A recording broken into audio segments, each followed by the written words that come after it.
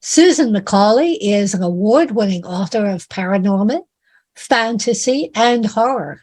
She first fell in love with the paranormal when she was 3 years old and scared witless on Disney's Haunted Mansion ride. I'm with you there. That begged her parents to ride again and again and again. You can visit her on the web at www.sbmccauley.com, and we'll have that link for you in the chat. Susan, take it away. All right. Thank you so much. I feel like I should give everyone a little overview. I've got this cute, sweet, non-genre picture book coming out, which is crazy, but my debut was a YA paranormal. And then I've got my Ghost Hunter series, which you see on the screen, and I'm going to read a bit from the first one. And if there's time, I'm going to read a little bit from my very, very twisted and disturbing Demon Tailor, which is an adult horror that is absolutely intense and bloody. And these are the kids' books are spooky fun. They're kind of like R.L. Stine, but they've got more heart. So I'm reading from a part in the middle of the first Ghost Hunters book, Ghost Hunters, Bones in the Wall. And so in this world, it's a fantasy paranormal. Alex, the main character, is 12 years old. He's not a psychic. He doesn't want to be a psychic. There's a small percentage of the population that can hear and see ghosts. He's not one of them, and he's really, really glad about that because they're kind of ostracized. But there are ghosts are commonplace in this world, and the psychics have to deal with that ghost problem. Well, Alex and his mother get into an accident, and his life is turned upside down. He's physically injured, and he goes from being a very popular athletic kid in school to this kid who can hear and see ghosts, and he doesn't want that. So he has to deal with his broken body as well as this new gift that kind of makes him an outcast in society. And so he's struggling with that. His father doesn't really believe him, thinks it has to be all made up, all in his head, because you become a psychic by the time you're 10, usually. If you're not, you never will be. Well, Alex is 12 and he's become one. So he's grappling with that, and he's about to have an encounter at night with the spirit. Thunder rumbled, leaves thrashed, and rain slapped against my bedroom window, ripping me away from the comfort of sleep. My eyes snapped open and darted around the shadows of my room. White walls, the alarm clock, glowing pale green, my picture with Mom. A scratching rustle made me sit up on my elbows and look back toward the window. My sigils were still intact. Good. Scratch. Must be a tree branch. Scratch. Whatever it wasn't at the window. I sat up a little taller and looked around the room. Maybe a squirrel had gotten inside looking for shelter. Scratch. The sound of claws against the floorboards crept right up next to me. I tossed back the covers, ready to bolt, but something cold shoved me back in bed so hard the air left my lungs in a whoosh. I gasped, struggling for breath. Then the pressure started, like an elephant sitting on my chest. The pressure was so intense I could barely breathe. I opened my mouth to call out for Mrs. Wilson, for Dad, for anybody. But only a small whoosh of air escaped, and my Mom's Nazar Bonjuk amulet slid uselessly over my shoulder. So much for it keeping evil away. If I didn't do something, and soon I'd black out. I'd die. I didn't want to die. I'd survived the accident for some reason. I had to survive this.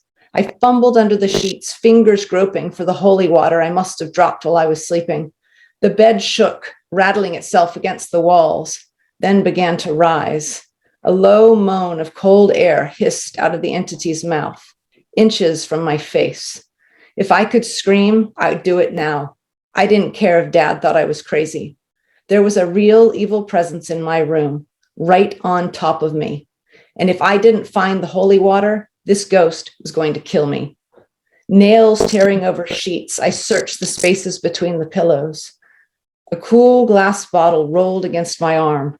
I hooked the bottle with the crook of my left arm and wiggled my right hand across the top of my chest. I couldn't quite reach it. The entity laughed.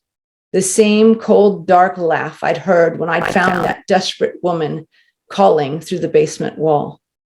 I shimmied my left arm up, right hand reaching down. My fingers grazed the plastic cap. Almost there. Got it. I flipped the lid off with my right thumb, tore my hand loose from the covers, and threw the contents of the entire bottle on the dark mass. A scream more horrific than the screeching of car metal clashing filled the room. The weight immediately lifted from me, and a sharp pain jolted my wrist, knocking the empty bottle from my hand. A roar of anger ripped through my bedroom, blowing the books from their shelves and finally exploding through the bedroom window. Glass rained down on the carpet like shredded glitter.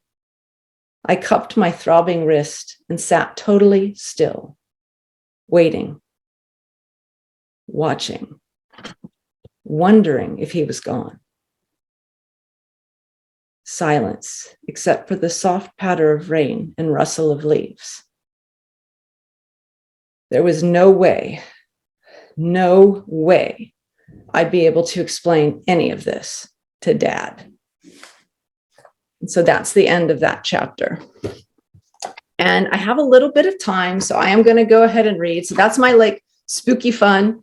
And I'm going to go ahead and read a tiny bit of this, which is really disturbing and kind of graphic. And it was a lot for me to write. But so this is from a tiny excerpt from The Demon Tailor. And this is about a real life serial killer from 16th century France who believed he was a werewolf.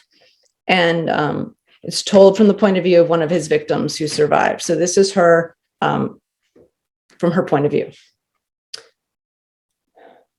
A ripping sound startled me back to my crack beneath the door. The demon tailor was again hunched over his gruesome work. With a wicked instrument in hand, he sliced deeply into the muscles of the corpse, and I silently thanked God it was not Nicole. Much of the blood had already drained, clearly revealing the victim's pink internal flesh and flecks of yellow fat as he tore his way towards her organs. I'd seen pigs slaughtered before and had helped Papa prepare the meat. I knew when the beast pulled out her stomach and intestines, her liver and spleen, he cracked her ribs and removed her heart. One at a time, he placed the organs and chunks of flesh into a heaping bloody mound. When her corpse was naught but an empty shell, he began to remove the bones. Rib by rib, he began filling a great wooden cask. Once it was filled to the top with bones, he dumped the contents of our chamber pots upon them. That's all I'm going to read from that one. That one's really disturbing and dark, but it gives you a little taste of the kind of two extremes of what I write. So I love horror and fantasy. And I'll just real quick say, I've got this new fantasy coming out. I'm so excited in January because all my other stuff is horror, but fantasy. And I'm doing a giveaway. So if you like any of this, from the spooky fun stuff to the really dark twisted stuff, if you sign up on the form, I'm going to give away an ebook of any one of my books that's out that you're interested in. So thank you guys for having me.